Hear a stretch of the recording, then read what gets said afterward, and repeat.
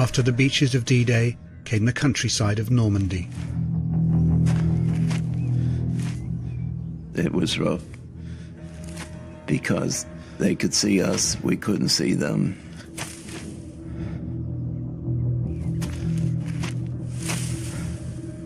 I would say it was the worst combat that I've ever been in because we lost so many men. You go from one hedgerow to another, and the Germans were behind each one of them.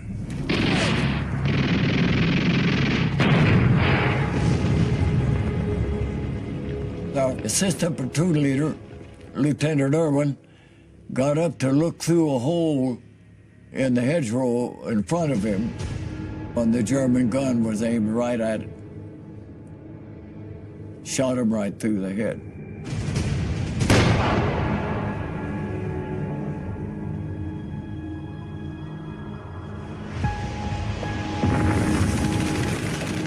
Just hours earlier on the D-Day beaches, these men had already endured constant fire from pillboxes, shelling, and underwater mines. They'd seen countless friends die. They were now entering a new phase of the battle. The Allied troops had been given orders by General Montgomery to race through Normandy and seize the city of Caen.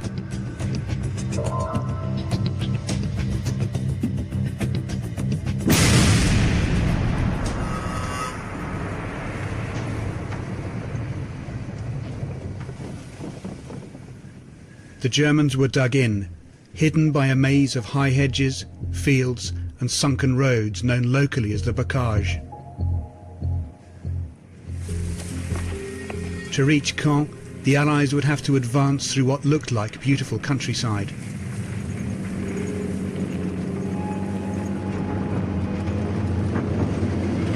In reality, it was more like jungle warfare. Amazingly, no one thought this terrain would be difficult. Armoured divisions who'd been victorious in the flat deserts of North Africa were sent forward.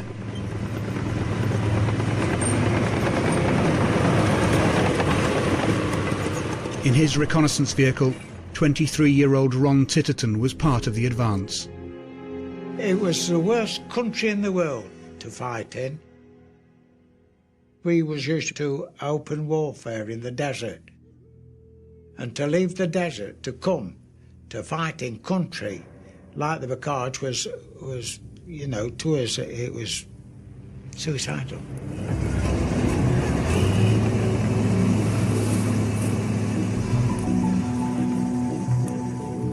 Not far from the beaches, 18-year-old Frank Rosier, an apprentice draftsman, was slogging his way on foot.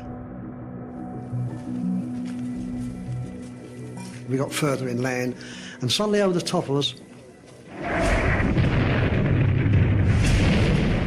the Germans were shelling us.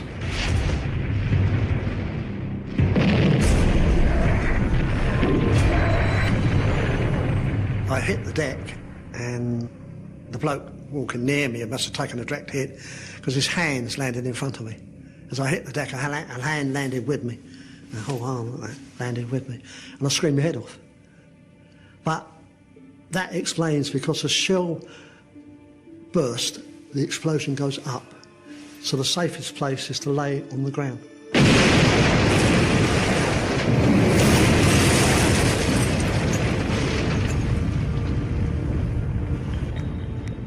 The fields were now scattered with young men fighting for the first time in their lives. Among them, 23-year-old miner's son, Bill Evans. I didn't want to go to the army. My mother wouldn't let us join the Scouts because it was regimental. She didn't like the idea. In June 1943, along with other young men from his village in South Wales, Bill was finally conscripted. I was 31 Evans. My friend, he was 36 Jones. Why? There's so many Joneses in the Welsh regiment, right? there's so many Evanses, there's so many Griffithses, right, that when the mail comes, or if an officer or a sergeant wants you, instead of saying Evans or Griffiths, there's so many, yes, sir. 7 hands go up, 10 hands go up with the Joneses.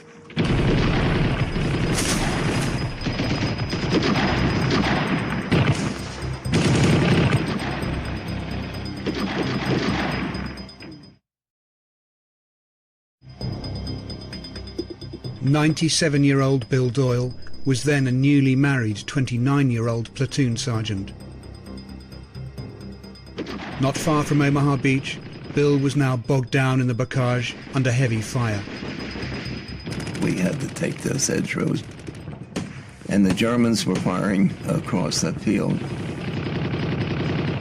We were over there for 3 days, just running from one hedgerow to another, and frankly, I didn't know where we were half the time. You could hear the bullets when they would come through and hit the side of the hedgerow.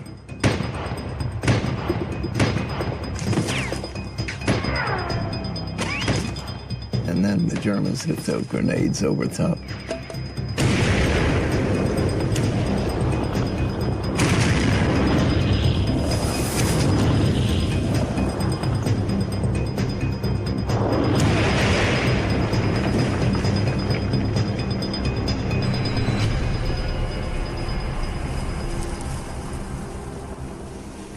I was scared the whole time I was in there.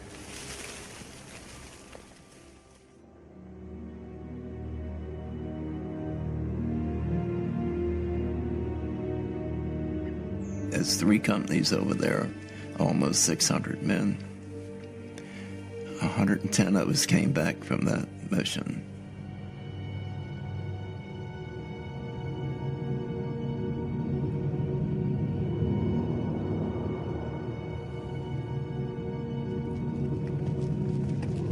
Despite the heavy stream of casualties, troops were ordered to advance village by village.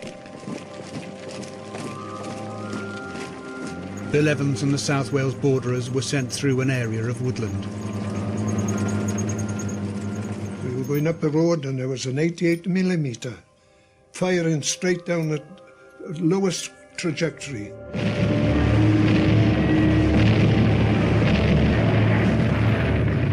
And he was coming into the trees, and the branches and the trees are coming down.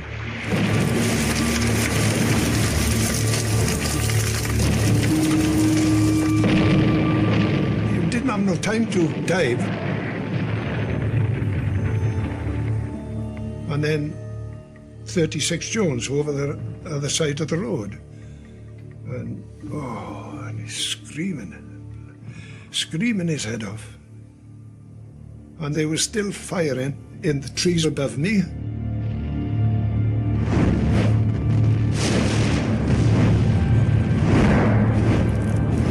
As the German shells exploded, the trees themselves became weapons, shattering deadly splinters in all directions.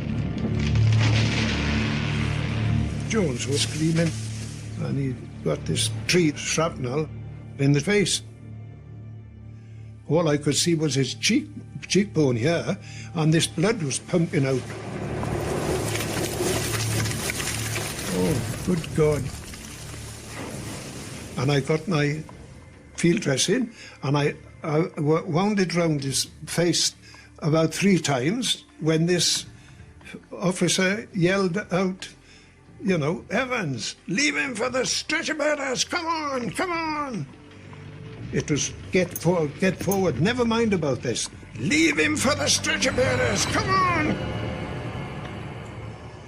And I left him there, and I didn't know until, I don't know what year it was, not many years ago, that I found out that 36 Jones died.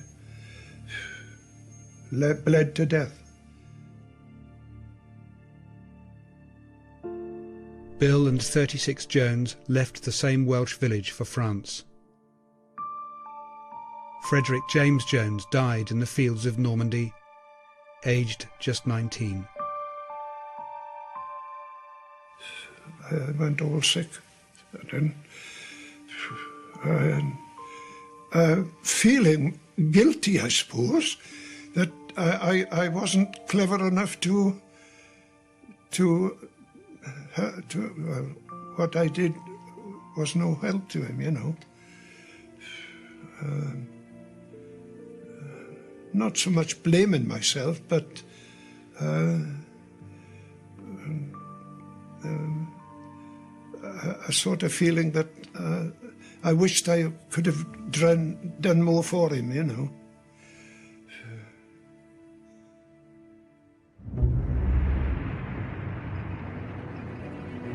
The plan to take the city of Caen in a day had failed. The generals now ordered the armoured divisions to attack the Germans head-on.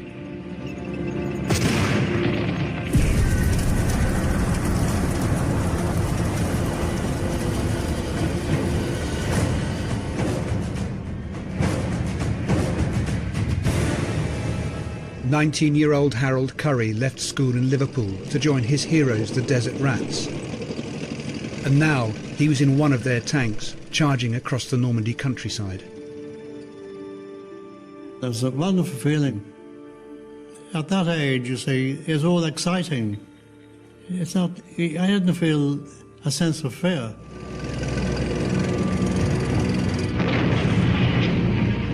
But then suddenly there'd be explosions going on.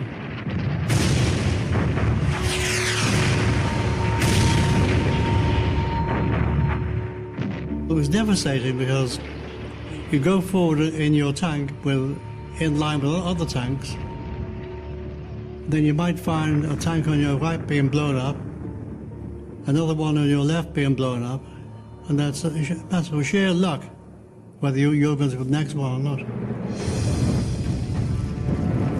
Harold and the other crews were beginning to realise just how vulnerable their tanks actually were.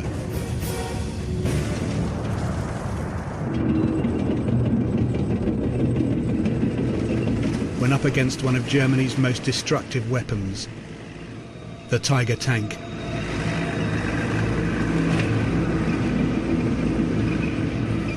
It was an ever-present fear. I mean, the word Tiger's enough. The Tiger's 88mm gun had such a long range, it could pick off the approaching Allied tanks before their crews realised they were targets.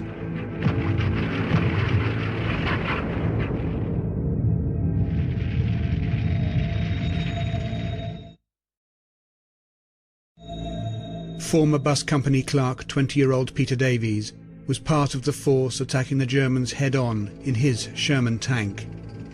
We were crossing the road and we hit one of the big hedges and we were suddenly being fired off. Heavy shells were coming in close to us. One tank was knocked out and the 5 men killed. Another tank was hit and 2 men were killed. Second one hit us straight up the backside in the engine, smashed the engine, the diesel was running and a shell landed by my leg. And it was still white hot when it came through the tank.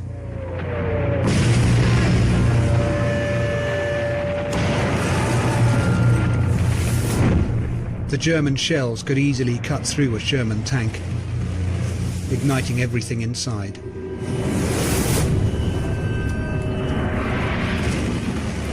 We bailed out. We ran for cover. We hadn't even seen who was firing on us. Then a shell hit that petrol tank.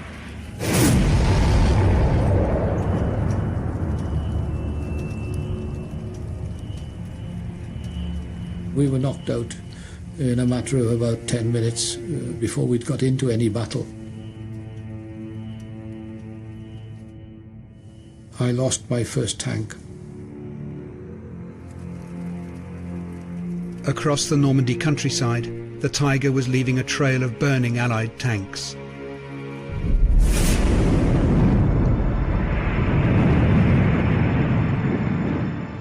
Nine times out of 10, when it was hit, it would brew up. In other words, it would go on fire.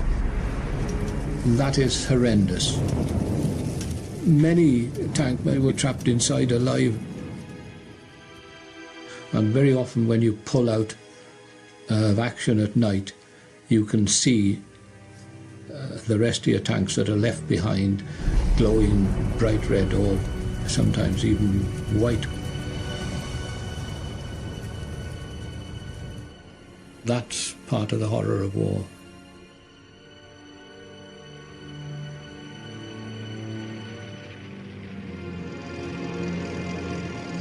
By now, Peter and the other tank crews lived in constant fear of attack.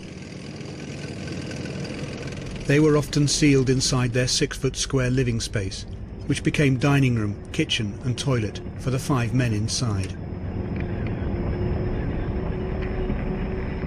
They are your family in a way, because you've been looking at their ugly mugs for this last 12 months or 3 years.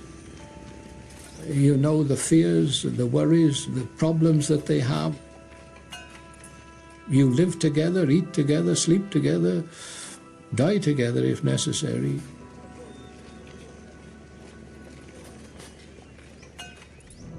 In civilian life, 22-year-old Ian Hamerton had been a bank clerk. He was now a commander in charge of 5 tanks.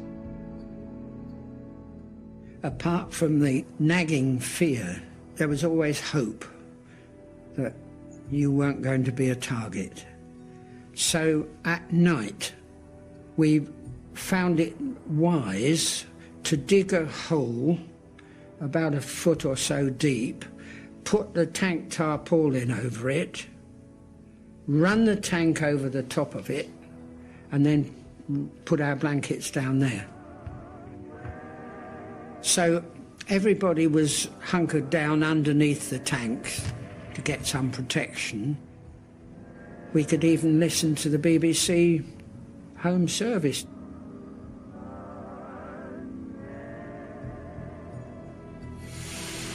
The frontal assault was another failure. When military intelligence spotted a gap in German defences, General Montgomery sent tanks to sneak through it at a small town to the west of Caen.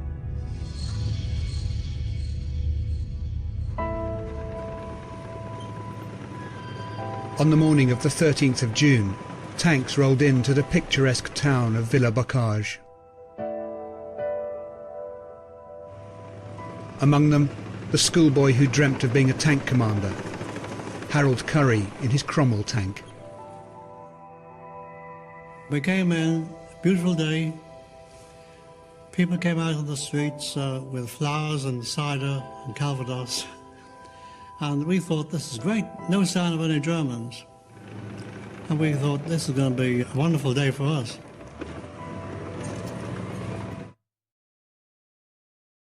In his tank, not far behind Harold, was former Cambridge University rower, 23-year-old Lieutenant John Cloudsley Thompson.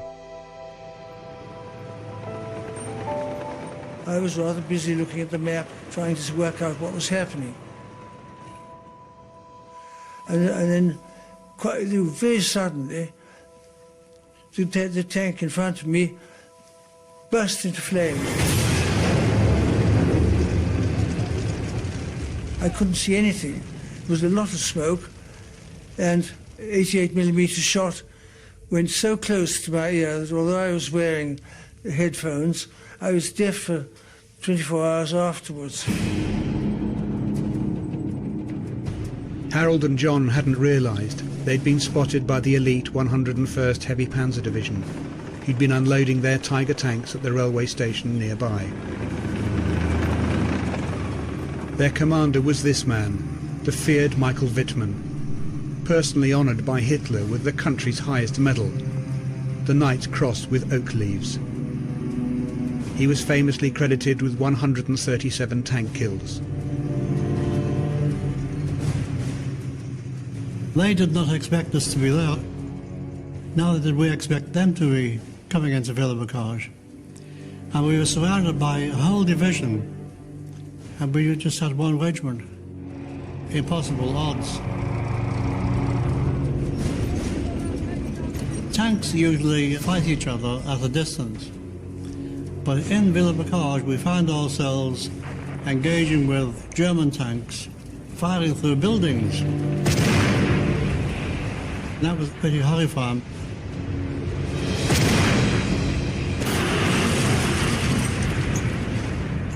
explosions are taking place all over the town. You can see tanks being blown up, and then you think, well, it could be me next time, but then you have to dismiss that from your mind because that's the way life goes.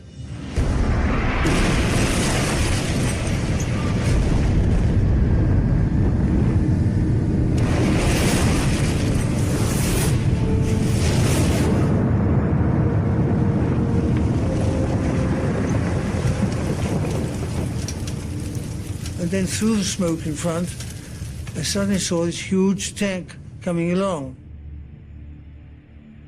John Cloudsley Thompson had no idea his tank was face to face with Michael Wittmann's Tiger.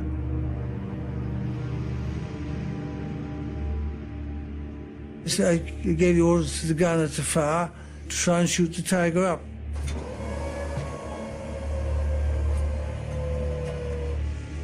Bang! It went way over the Tiger tank. It wouldn't have made any difference if we had shot it, because some of the other tanks did get shots at it and they just bounced off. It didn't make any difference. The Allied guns simply weren't powerful enough to pierce the Tiger's armour. The German tanks were far better designed. I don't think that anybody who designed our tanks had ever been in a tank battle or even looked at it. I saw this tank come, it moved the 88mm just like that, then wham, and the shot came, and I was standing up in the turret looking through the periscope. I ducked down, and I felt a tingling between my legs. I thought, well, lucky my legs were apart, like I knew the shot must have gone between and landed up in the engine.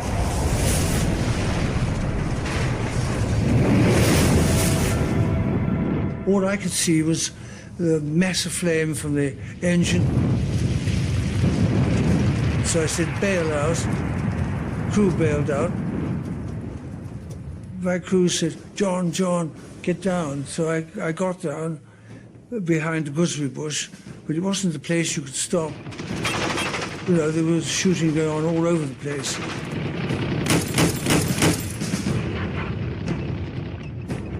The tank behind mine was the adjutant's tank.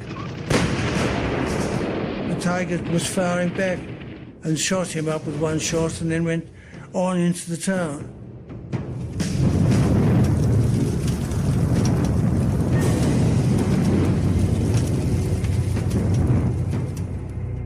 We came in the morning, beautiful town, no sign of any damage whatsoever.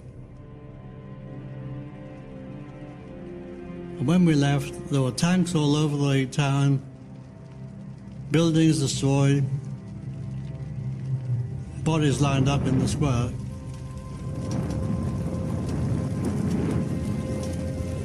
Young men who had been alive that morning were dead.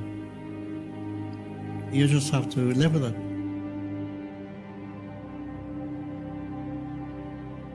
I thought all the people I knew were killed at Villers-Bocage. There was one, the body of the driver was completely burnt away, but his legs and his hands were completely unburnt.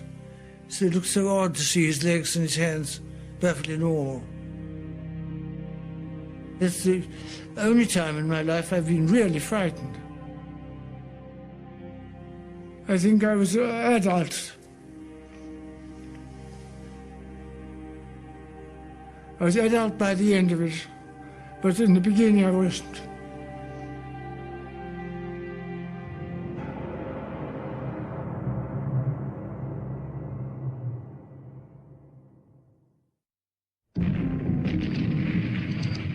The city of Caen was supposed to be captured on D-Day. 3 weeks into the invasion, it still hadn't fallen. After failing to take the Germans head-on, the generals came up with a new plan. Surround the city. The Canadians, Americans and British moved in to encircle the German defenders.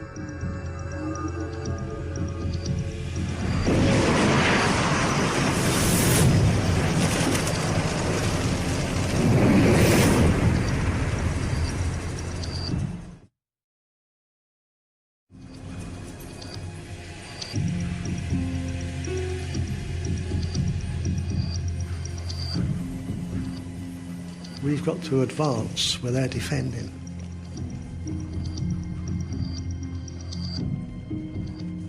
So we've got the worst job. We've got to find them.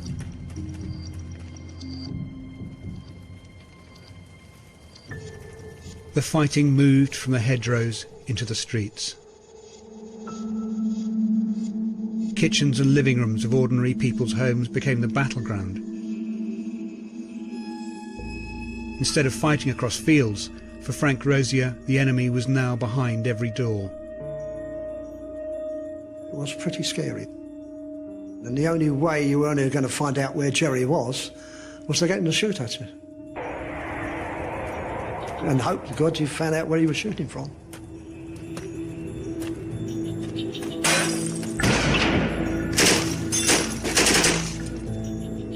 That was tough. Infantryman against infantryman. You see something move, or do a fire, or do a wait, or that, and your hair stands up on the back of your head, because not even the birds sing.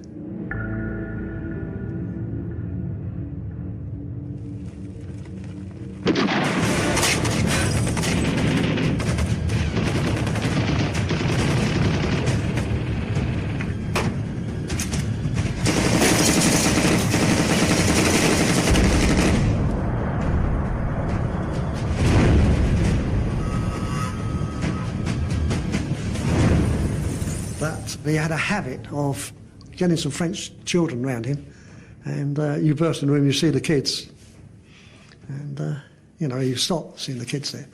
And the other thing was, so he generally went through the window and throw a grenade.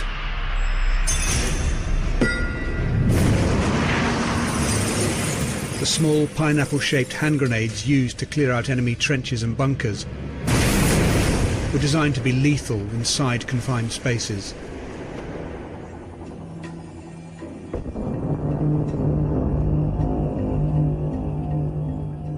Hairy, pretty hairy thing to do, street fighting.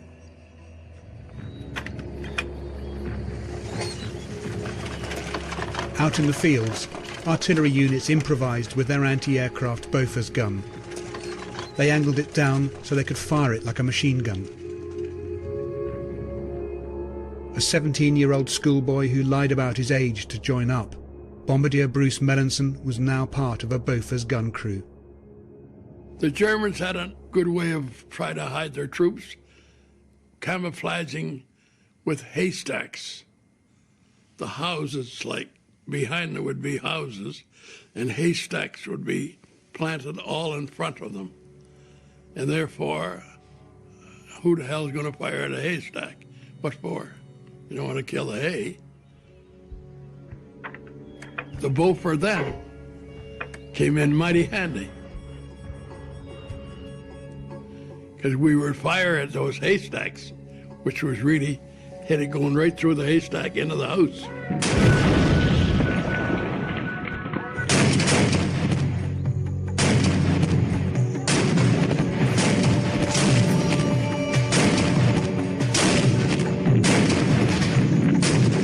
It just bang, bang, bang, bang. 40-millimeter shell is powerful. As soon as it hit, there would be like an explosion. Splatter it. Open it up. And after a couple of those Bofors shells were fired into there, let me tell you, a few hands would come up. Quite a few. And then we would use it for houses, apartments, churches, wherever the Germans were.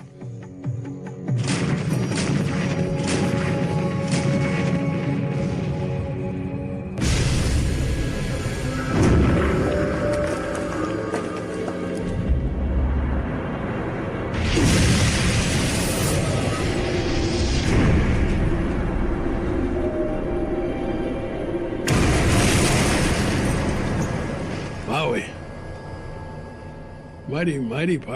Mighty powerful gun, that Bofors gun.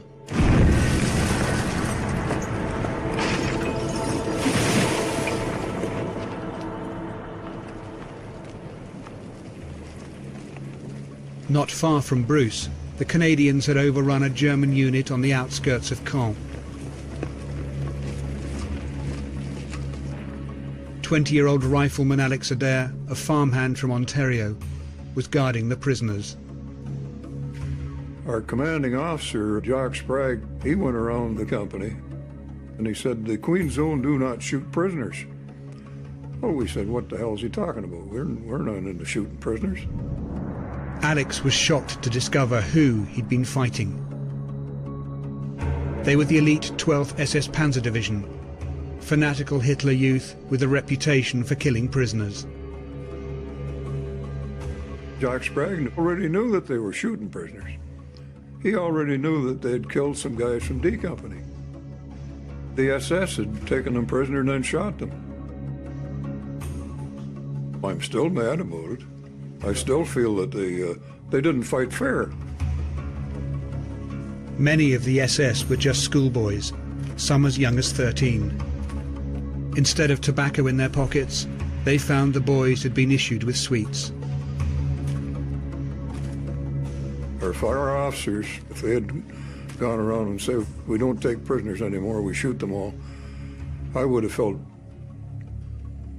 it against my better judgment to do it, but I guess I would have done it. I'm not sure I would have, but I might have.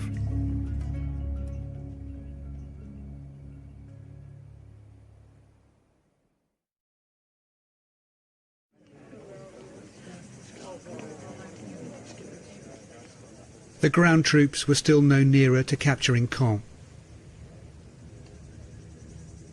There was even a fear they'd be pushed back into the sea and the invasion of Europe abandoned.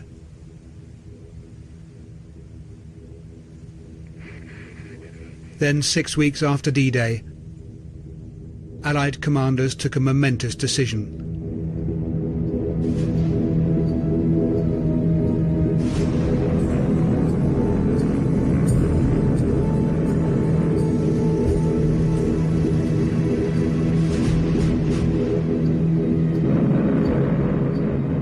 They came in the early morning, flying over the sea.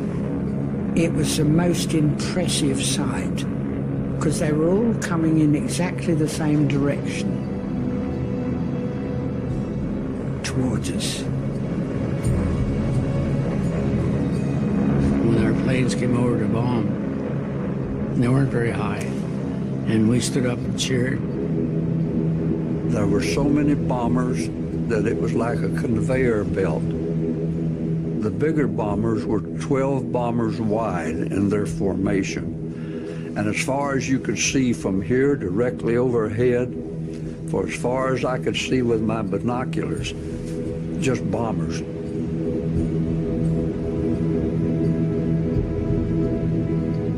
Over 2,000 bombers were sent to carpet bomb the city of Caen.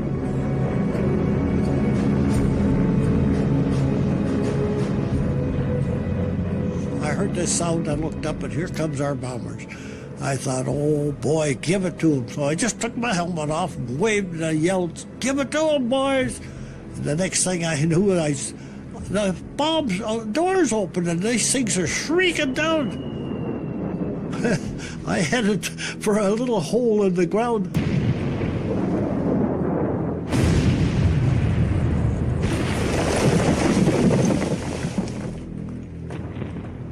Bombs started to drop and the dust and that started to come towards us. I said, "Gee, are those bombs coming towards us?" And there's a Sherman tank right in front of me. I zoomed under the Sherman tank.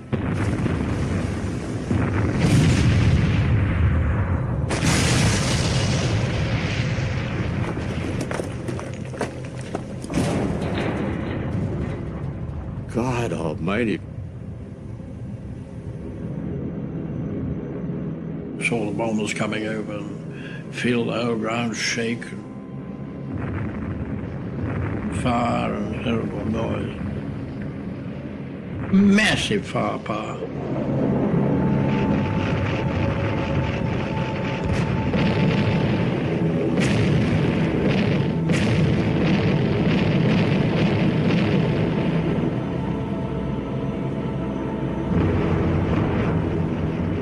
4 of them dropped the bombs amongst us. They told us that the field we were in was exactly the same shape as the field further on that they were to drop. And that's what caused the mix-up.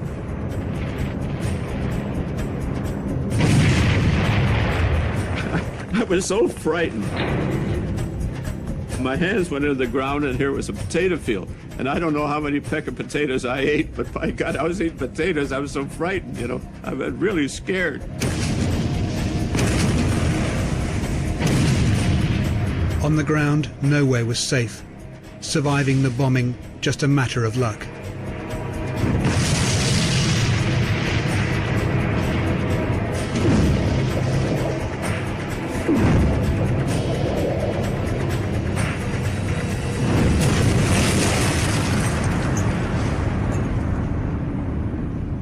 We lost 60 men. I think the Canadians lost 600.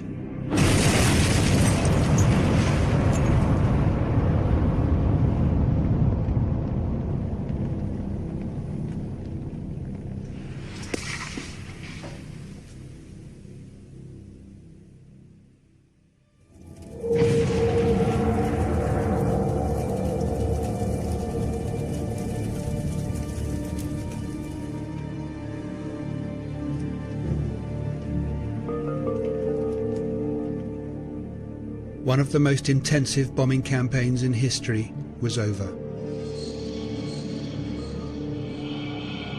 The once beautiful medieval city of Caen lay in ruins.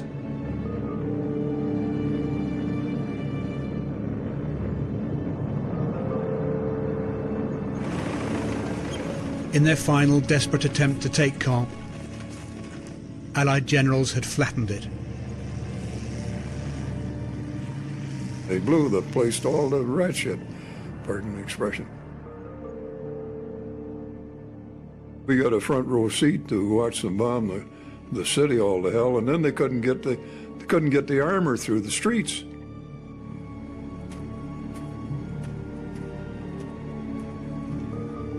We always wondered why we'd bombed it so heavy, because when you bomb a place, it makes terrific hiding for infantry, and it makes your job worse and worse. You'd sooner go house to house fighting than rubble fighting. We weren't sophisticated enough to know that the bombing actually suited the Germans. It's easier to defend a ruined town than a normal town, because the debris gives you marvelous cover. The Germans said, lovely. Monty said, should be captured on D-Day. Farmy.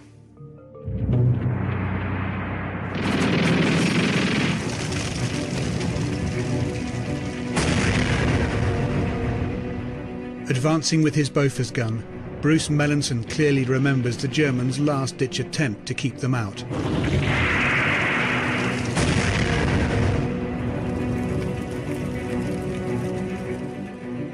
It was frightening. There was never a moment in Caen that you weren't in a nervous state or heavy shellery, heavy artillery, heavy everything. It was a constant fight.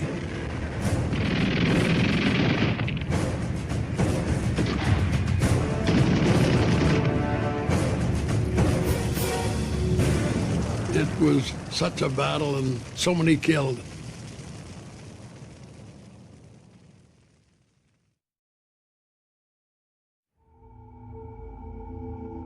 It took Bruce and the rest of the ground forces 2 days of bitter fighting to finally take Caen. By the 20th of July 1944, the last of the German defenders had fled the city. Almost 70 years on, the memories aren't of victory and celebration.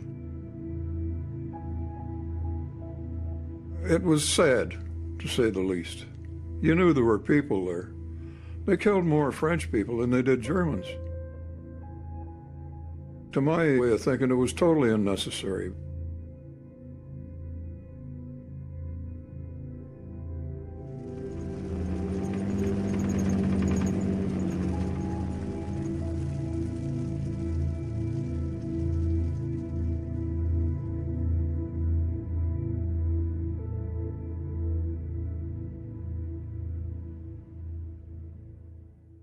all the way in that battle was nothing but seeing dead bodies, dead horses, dead cows. And as we were moving along with our trucks and our Beaufort gun to try to get through, we would have to stop sometimes and move the bodies over so we could get through. And then the bodies would be picked up by the medical people, you know, afterwards. And the smell, the stench, that was the Battle of Caen. That's what you experienced, that's what you seen, that's what you looked at. German bodies, Canadian bodies, British bodies, everything was right there to look at, amongst the pigs and the horses and the cows and everything else. That's war. That's war. That's what Caen was like. Horrible. Just completely horrible. One of the toughest battles in France was the Battle of Caen. I'll never forget it.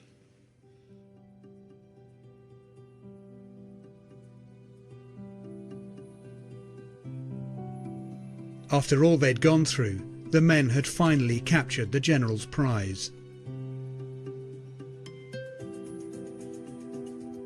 From the D-Day landings to the taking of Caen, over 150,000 Allied soldiers had been killed or wounded.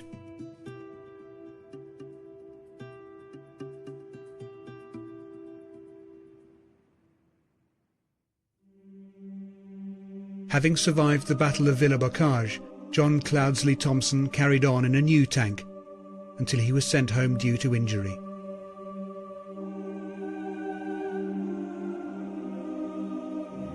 Soon after losing his friend 36 Jones, Bill Evans was wounded in the knee. He spent the rest of the war recovering. After the bombing of Caen, Bombardier Bruce Melanson and his Bofors gun continued into France. In the next chapter of their story, the Allies thought the worst was over.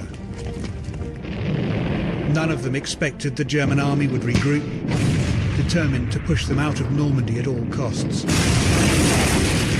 You're on edge all the time. Oh yeah, you can get killed any time, any second. It's as simple as that. Ahead, deadly snipers lay waiting in every village. When you catch one of those guys in those sights, you just drool. And the Allies would experience one of the bloodiest battles of the entire war, the Falaise Gap. I sat on the ground and cried and was sick. I killed a human being.